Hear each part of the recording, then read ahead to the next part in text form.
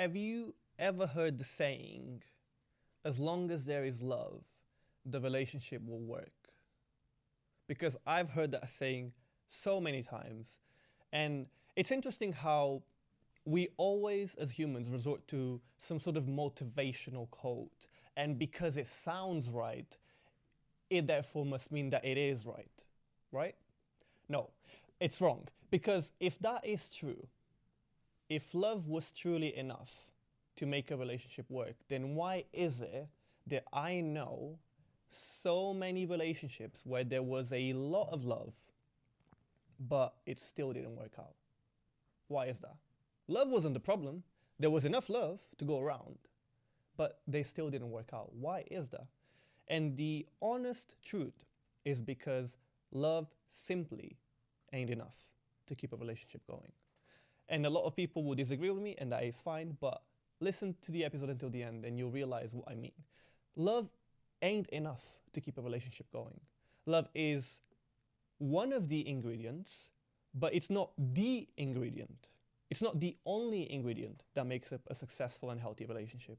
It's one of them, but it's not the only one.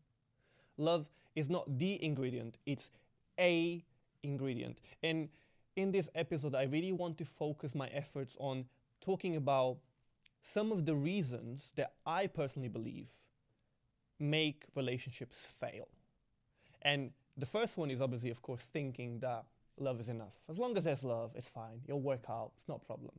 But more important than that, there's other components and there's other ingredients that really make relationships flourish and blossom and grow. And those are the things that I want to talk about, because when there is a lack of these things, relationships are most likely to fail. And so I got that out of the way to let you know that love ain't enough. So what would make it enough to keep a relationship going? Well, there's multiple things, and I want to talk about uncomfortable conversations. Uncomfortable conversations are those conversations that you are currently avoiding with your partner, where something happened in the past that bothered you. Maybe something's happening right now. Maybe something is going to happen in the future and it's bothering you. And yet you've not brought it up. And you're not bringing it up because you're afraid that it might ruin the relationship. You're afraid that it might end the relationship. By bringing it up, you believe that it's going to ruin the relationship. But I'd actually argue the opposite. I'd argue that by not bringing it up, you are actually ruining the relationship. It might just not happen overnight, but it will happen over time. You cannot keep avoiding not having conversations, because if you do, you will build up some sort of animosity and resentment towards your partner and towards the relationship. And that's not how you want to feel in a relationship. If I were to ask you, how do you want to feel in your relationship? I don't think that you would say that resentment and animosity are emotions that you want to feel towards your partner and towards your relationship. So you shouldn't avoid uncomfortable conversations. You should make it a point to have those conversations with your partner. Now, how you have them is a different story that I'm going to touch on. But firstly, understand the importance of it. You should feel comfortable enough to come to your partner and talk about anything. And if you don't, I'd say that's quite a bit concerning. I'd say that's very concerning, actually, because why are you in a relationship with someone that you don't even feel comfortable speaking to openly and freely in the first place? So that's something to think about. Now, you can look at uncomfortable conversations, right? And again, the best way to define it is it's a conversation about something that is bothering you because of something that may have happened in the past, may be happening in the present, or may happen in the future. That's the best way to define it. But there's two ways really to go about it. And the first way is the what I call unstructured way, where you kind of just have this comfort level of going up to your partner, no matter what time it is, and kind of just open up the conversation by sharing what's on your mind and what's on your heart. The other way is a structured way. But before we go into the structured way, in the unstructured approach, where you kind of just freestyle and you kind of just go up to your partner and say, hey, I'd like to talk about something. In that way, what you want to be sure of is that both of you as partners, have agreed that you will go to each other when you feel the need to talk about something. And actually creating that comfort level is super, super important. So that's the first way, the unstructured way. But then we also have the structured way. Now, the structured way is you normally use what I call a check-in system. And I know this sounds very businessy, but hear me out, because it's not. Having a check-in system with your partner is probably one of the most important things you could ever do in your relationship. Because what you're saying is, we agree on having this space, this time, and this energy allocated just to talk about our relationship. And you might think, why have a check-in? Well, because sometimes we get caught up in our lives. We are busy people. We have commitments. We have things going on. And so sometimes it can be hard to find the time, to find the energy, to find the space to hold those conversations. And a way to overcome that is by introducing a check-in system. And that could be checking in on your relationship once a week, once every 2 weeks, once a month, whatever works best for you. Now, I am not saying that you should wait until the check-in for you to talk to your partner about something. If there's something that has happened and that is bothering you and it cannot wait, then you should just bring it up to your partner as soon as you get a chance to do so. So I'm not saying create a check-in system so you can avoid things and build them up and wait. No, I am saying build a check-in system, because if by chance you haven't had an opportunity to talk to your partner, then at least you know you have that check-in where you have that space, that time, that energy, which is dedicated and allocated and agreed between you and your partner, that it is the best time where you guys can really come together to hear each other out and talk about the relationship. Even if there's nothing to talk about, even if the relationship is great and it's good and it's perfect, right? Perfect. That's fine. Just reflect on how good it's going and what you can do to maintain that. Now, let me tell you a few questions that I heard on another podcast a while ago that I think would be useful for you to use in your structured check-in. And these are just questions to guide that reflection process, to guide that time that you come together, because some people might feel more comfortable having some sort of prompt to start conversation. So here's 7 questions that I want to share with you so that you can start implementing this check-in system in your relationships. Number 1, what is something that I do that makes you feel confident? So, interestingly enough, the point of this question is for you to understand what are the things that you do that you should keep doing that make your partner feel confident, that make your partner feel great. Because more likely than not, you will want to keep doing those things because clearly they have a net positive effect on your partner and on your relationship. Number 2 is, what is something that I do that I should do less of?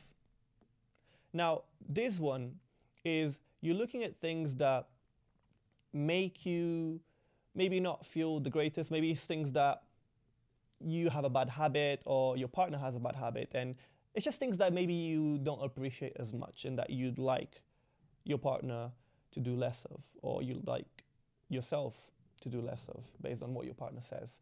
So you can think from anything from a bad habit to anything that just maybe bothers your partner. And it's good for you to know because without knowing, you can't really change it. So you'd rather know so that you can change it, because changing it can only come after being aware of what is it that I'm doing that you want me to do less of. So ask that question and find out what is it. And you will often find that it's something that you were completely oblivious to. And so it's a good thing for you to know. Number 3, what is something that I do that makes you feel anxious? Sounds like a weird one, isn't it? Because more often than not, we don't like to think of ourselves as someone who would make our partners feel anxious. But the problem is you don't control and you don't get to determine how someone feels. And sometimes, unintentionally, because I'm sure this isn't intentional, but unintentionally, you might do something that maybe made your partner feel a bit anxious. And let me ask you, wouldn't you want to know that? If you made your partner feel anxious, wouldn't you want to know? Because I know I would. So asking that question opens up the dialogue for maybe finding out if there's anything that you do that makes your partner feel anxious. And it might be that there isn't, which in that case, it's great. But it might be that there is. So it's good for you to find out. Number 4, what is something that I do that I should do more of? This is really interesting because now you're not only asking your partner to tell you the things that you do that they want you to keep doing. No. You asking them to tell you the things that you do that they want not only for you to keep doing, but to do more of. And this is so good because clearly, if that's something that your partner wants more of, it's something that is going to benefit you both in that relationship. And so it's something for you to pay attention to. Number 5 is, what are your love languages? Now, we're going to talk about this a little bit more in this episode later on, in a bit more of depth. But I want to say that this is a check-in question because we as humans change. We change all the time, right? For example, when I was a kid, I didn't appreciate vegetables as much in my food, just being truly honest. Now, as an adult, I have a different appreciation for vegetables. I appreciate them a lot more as an adult than I did when I was a kid. And so the whole purpose of this example is that as humans, we're going to change, we're going to grow, we're going to evolve. And so what was your love language? Because change applies to any aspect of your life. What was your love language last year, last month, last week? Today might be different. And I feel like it's important as a partner to be aware and to be up to date with what your partner values in terms of love so that you can love your partner in the right ways at all times. And we'll talk a bit more about love languages later in this episode. Next one here is number 6 as a question. What is your fight languages? Yes, you heard me right. Fight languages. So we all have a fighting style. And that's not necessarily a bad thing. We're going to talk about this with a little bit more depth later in this episode. So I'm not going to go too deep into it. But it's okay to have a fighting style. And it's actually even better to understand what that is and what your partner's is so that you can both navigate conflict in the right ways. And I want to say this because I generally feel like this is the biggest and the single number one predictor of the health and success of a relationship, which is navigating conflict. I think couples that navigate conflict and know how to navigate conflict are more likely to be successful, are more likely to experience longevity, and are more likely to live and have a healthier relationship. But again, we're going to talk about that later on in this episode. And then number 7, and this is the final and most important question, and it's my personal favorite one of these check-in questions. Is this relationship going in the direction you want it to? Let me say that again. Is this relationship going in the direction that you want it to? And I can't even stress enough how much I love that question. Because if the answer for both of you is yes, then that's great. Let's keep doing what we're doing, because clearly it's working and it's getting us closer to the direction that we want to follow.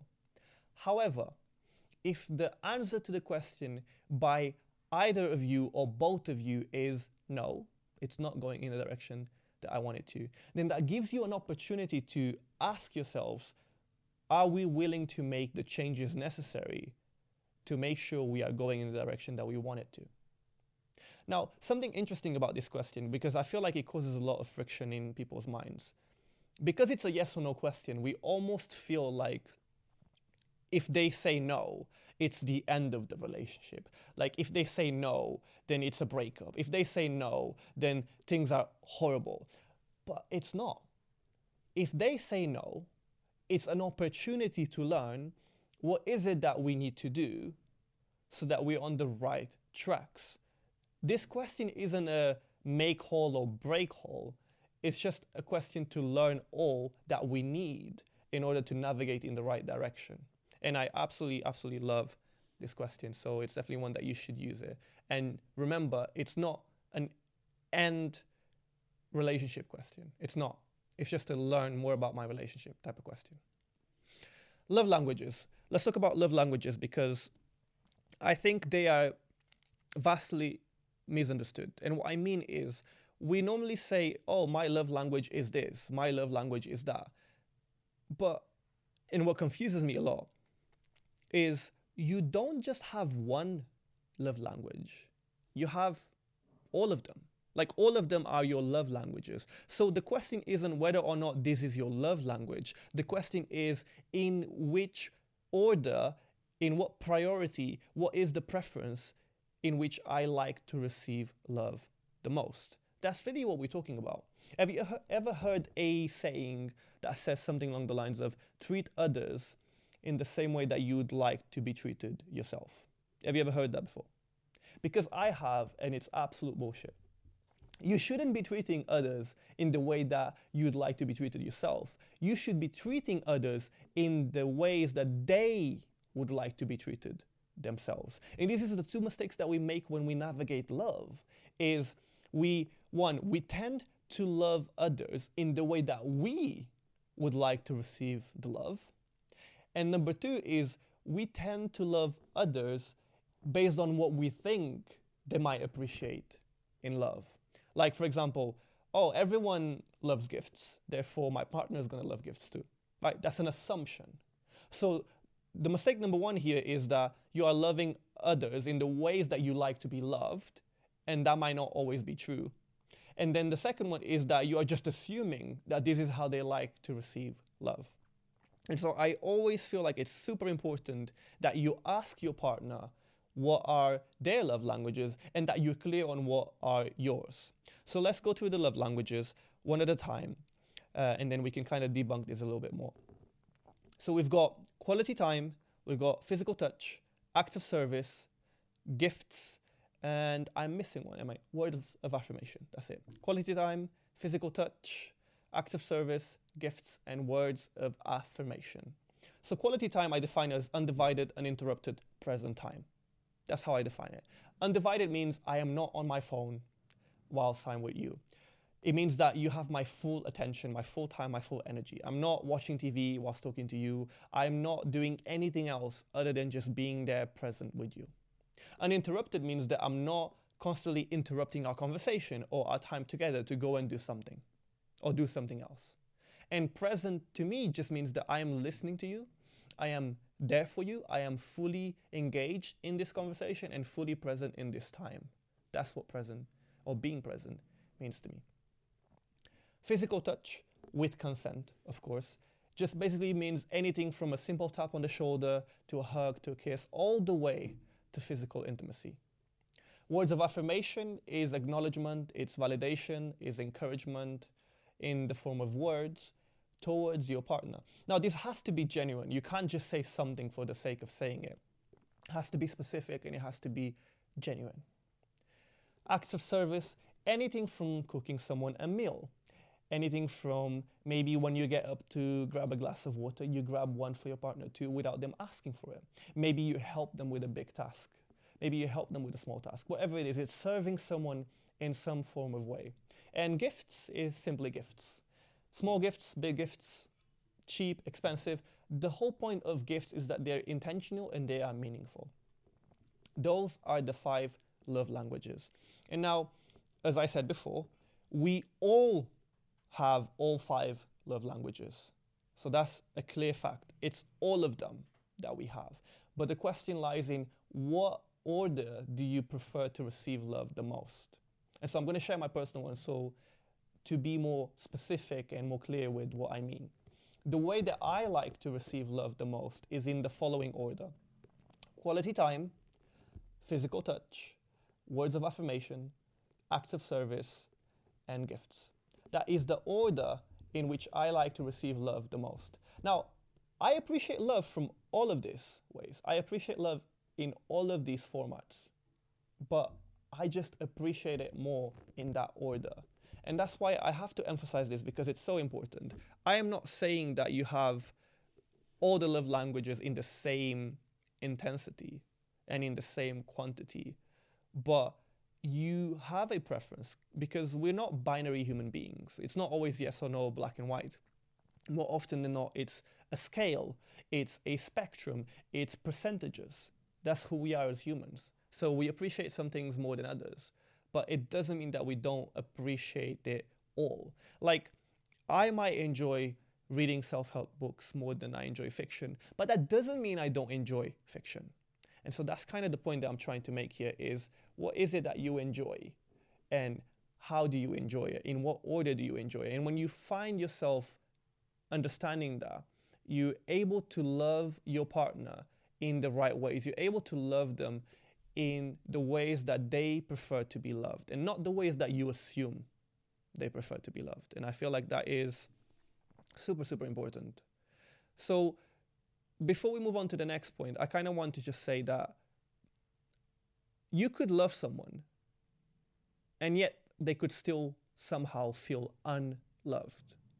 You could love someone and yet somehow they could still feel unloved. And you could be like, but how is that possible? I am giving everything to this relationship and to this partner. I'm doing everything that I can. I'm doing my best. I'm giving it all. All of me, I'm giving and pouring into this. And the answer is simple. You're loving them, but you're not loving them in the right ways. You are focused on quantity and intensity, whereas really you should be focused on quality and intention. Now let's talk about fight languages, which is really interesting, right? It's an interesting concept. And I want to talk about it in the context of navigating conflict. So there's a book called 8 Rules of Love, and they talk about these 3 fight styles, which is the venter, the hider, and the exploder.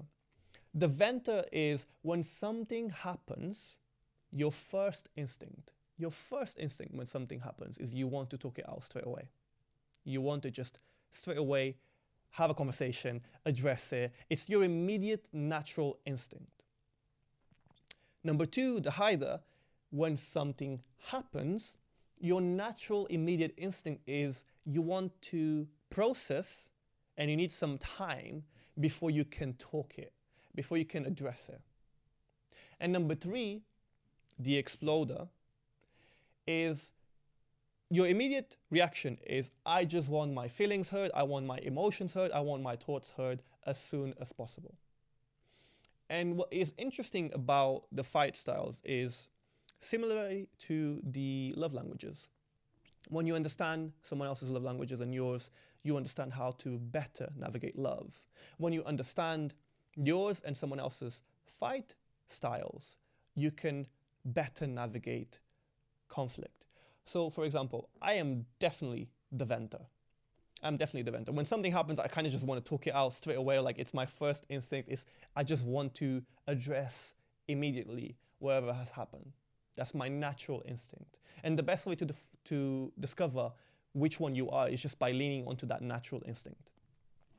My partner is a mixture between the hider and the venter. And maybe she's more of a hider than a venter. So when something happens, her natural instinct is she just needs some time to process it.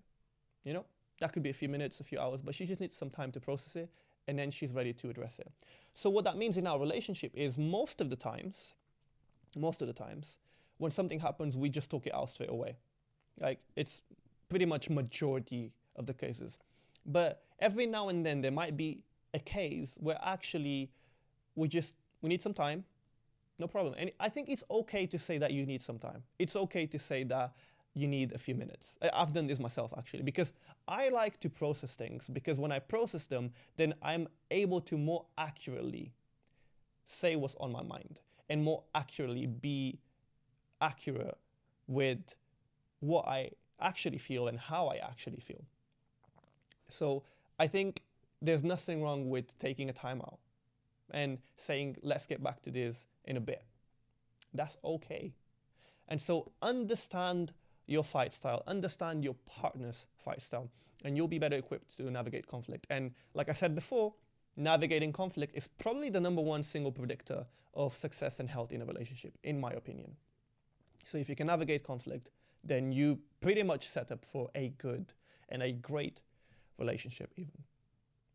Now, interestingly enough, arguments, and I say it in double quotes because there's three mistakes that people make when they're arguing. And I don't like the word argument. I actually prefer the word discussion, the word conversation. But for those of you who do argue, when you are arguing, normally there are three things attached to it. Is you're trying to make a point, you are trying to be right, and you are trying to win the argument. And these are three mistakes that you make, which are maybe led by your ego and your pride. And if that's the case, then, so be it. That's where it's coming from. But that doesn't make it okay. Because you're in a partnership, you're in a relationship. You're not trying to win this. You're not trying to make a point. You're not trying to be right. That's not what it's about. It's about understanding your partner and being understood. And I think when you come from that place, you navigate conflict a lot better than if you're coming from a place of ego and pride. Because ego and pride is going to have you trying to win, trying to make a point, trying to be right. And that's not how you want to carry yourself in the relationship. That's no good. That's of no use at all. So when you navigate conflict or when something happens, put your ego to the side, put your pride to the side, and come to the conversation with an intention to understand. This isn't about ego and pride. It's about love and compassion. Now, I want to talk about compatibility. And I want to be clear, because when I talk about compatibility, I am not talking about compatibility in the sense of being compatible 100% with every single aspect or area of life. That's not what I'm talking about. For example, if I prefer chicken and you prefer fish, cool, we're not compatible in that area. That's fine, because I wouldn't deem that an important area to me to be compatible in. If I prefer rose gold interior design and you prefer wooded style interior design, that's okay. Because again, we might not be compatible in that, but that's not an area that I deem of high importance when it comes to compatibility. Now, for me, it's not about being 100% compatible in every single element. It's about being compatible in the elements that matter to you the most. So to me, if I want kids and you don't, well, if I want to get married and you don't, so you see what I mean? It's the areas that matter. Compatibility only really matters in the areas that really truly matter to you and your partner. You don't need to be compatible in everything. You just gotta be compatible in the things that matter the most. Because if you're not, then it doesn't matter if you're the best at communicating with your partner. It doesn't matter if you're the best at navigating love with your partner. It doesn't even matter if you're the best at navigating conflict with your partner. None of that actually matters if you're not compatible. Because if you're not compatible in the areas that matter most, the relationship is not going to be a success. Irrespective of how great of a partner you are, it just won't be. So it's important that you figure out those compatibility areas. And you can only do it by having the big conversations. By having the conversations, you can learn more about the person that you're trying to spend your life with. And by learning more, you understand how compatible you are and where are you compatible and where not. So stop avoiding the big conversations. And I'm not saying that on the first date you should ask these big loaded questions. Definitely not on the first date. But also, don't leave it until it's too late. Make sure that you have the big conversations as early as you can, so that allows you the best opportunity to know whether this is something worthwhile and whether this is something that is worth spending time on. That's really what matters most, is don't avoid those conversations. Have them so that you can understand better your compatibility meter. And then another thing that I would say is, a lot of the times we assume that we know everything about our partner. There comes a point where we just assume. I've spent X amount of time with this partner. I know everything I need to know about them. And just as we talked about change earlier, it's the wrong assumption because, yes, you might know that partner to a certain degree. But there's two things here. One, you will never fully and completely know someone 100% because there is so much depth to us as humans. You can never really know someone 100%. And number two, change is a constant. The only thing that is guaranteed is change. You are going to grow and develop, and your views are going to change or evolve or adapt to your experiences and to your times. So whether you like it or not, being around your partner and making a conscious effort to learn about them is just such an important key because you are basically going to be a lifelong student of your relationship. You're going to always learn something new about your partner. And that's also what keeps the partnership interesting. If you're with the right partner, that keeps the partnership so interesting. And that's what builds a great relationship. I want to talk about going with the flow. Going with the flow is interesting. And it's one of those things that I think a lot of people, again, I'm going to drop a controversial take, but I think a lot of people use the let's just go with the flow to avoid having conversations about commitment. And to avoid those conversations, you kind of just say, let's just go with the flow and see how it goes, and we can take it from there. And I feel like that's avoidance. You're avoiding having a conversation about your intentions and about your directions. And because you're doing that, and you kind of almost package it as going with the flow, because it makes it sound good, right? We talked about how something sounding right doesn't make it right. This is another one of those, going with the flow.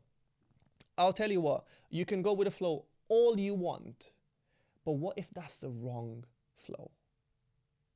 That's not the going with the flow that you want. What if that's the wrong flow to begin with? Then you've just wasted time, energy, and how much you dedicated to that for nothing. So to me, going with the flow, which in theory isn't a bad idea, but it becomes bad when you're going with the flow without some sort of direction. I think that's where I'm getting at. Without some sort of direction, going with the flow can be pretty bad.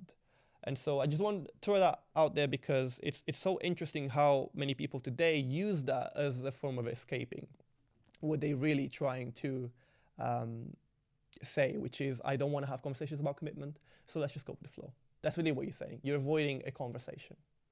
And actually, most of the things that we do is some sort of avoidance. We're avoiding some sort of discomfort. And in this case, it's just that uncomfortable conversation about direction and intention. But if you're serious about someone, you should have those conversations, or you should at least have a direction.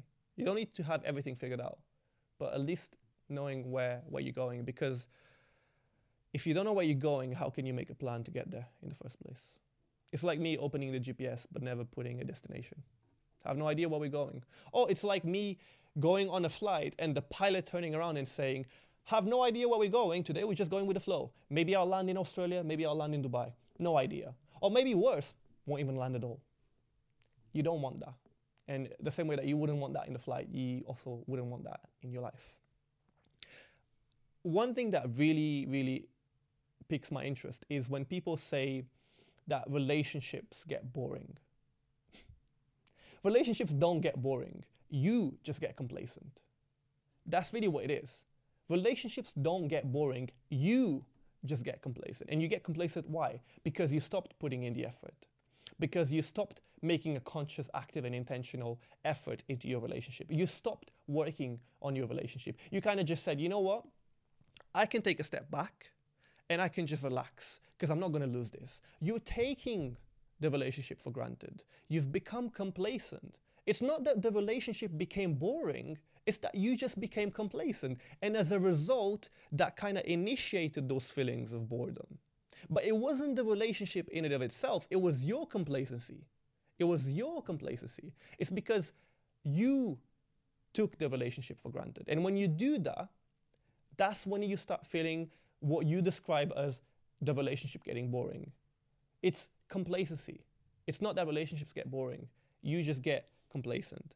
And so that's the key thing that I want to highlight, because a lot of us, again, we're hiding. we're saying it's gotten boring, but really what you're avoiding saying is, I've taken it for granted. And one thing that I always like to say is, don't take things for granted, take them for gratitude. Now we've got to that time in the episode where we going to try out this new segment. We've been trying it out, and something fun that I wanted to do. It's a segment called Just a Moment. So Stephen Bartlett created the conversation cards, which you may or may know of.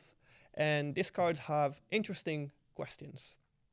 And I thought, how cool would it be if at the end of every episode, I take out a card, I read it out in terms of what the question says, and then I answer the question.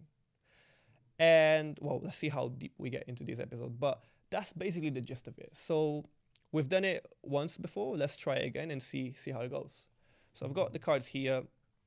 I am going to take out the card at the front and see what we have, and then kind of just go from there. Right. So what is your deepest fear? This was asked by Macy Williams, and it was answered by Alex Scott on Stephen's podcast. What is your deepest fear? Let me think about this one.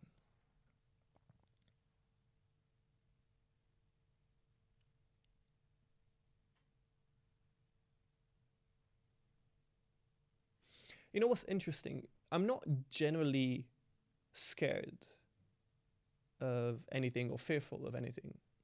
And I'm not saying that to sound like a tough guy. And I'm just being honest.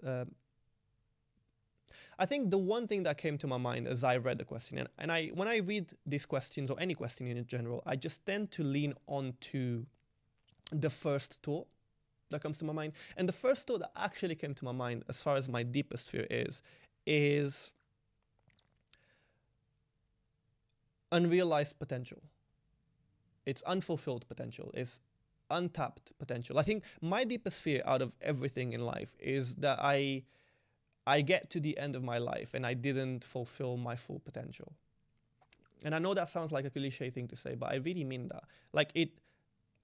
There's this analogy that I absolutely love, and I think it really answers this question quite nicely. Imagine you get to the end of your life and you get to sit on a table across from God, and God just slides a piece of paper to you on the table and tells you to open it. As you open that piece of paper to read what's inside, God asks you, what happened? What happened? This is who you were meant to be. This is who you were supposed to be. What happened? The thought, the feeling of that being a thing for me, it haunts me so much.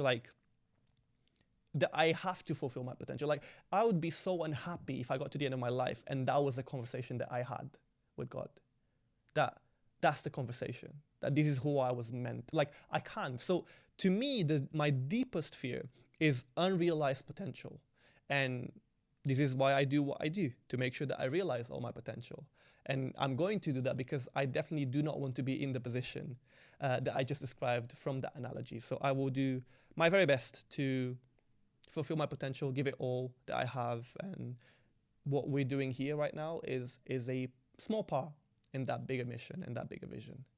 So yeah, it's an interesting one. Let me ask you, what is your deepest fear? Make sure you, if you feel comfortable enough to share, drop it in the comments. I'd love to read the comments and I'll reply to you all. Just let me know and share with me, what is your deepest fear? Might be a good thing for you to reflect on for yourself. Let me know.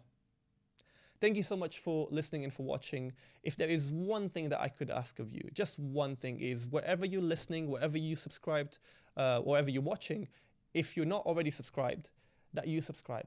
Please hit the subscribe button. If you've enjoyed today's episode, if you've enjoyed and learned something from today's episode, more importantly, then please, if I could just earn that one click button of a subscribe, wherever you're listening or watching, that would mean the world to me. Thank you.